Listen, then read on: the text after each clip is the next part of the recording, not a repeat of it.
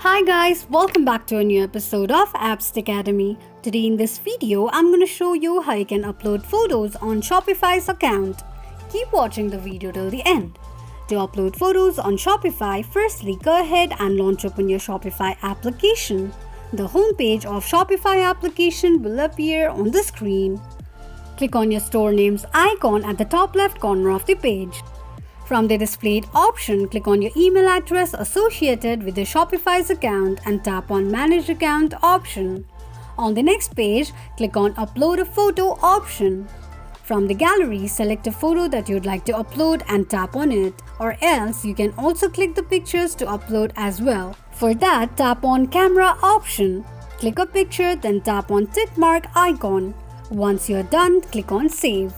This is how you can upload photo on Shopify quickly and easily just in few steps. If you have any thoughts or queries, let us know in the comments section. Don't forget to subscribe to our channel. Also press the notification bell icon so that YouTube will notify you whenever we post a new video. I hope this video was helpful to you. Thank you so much for watching.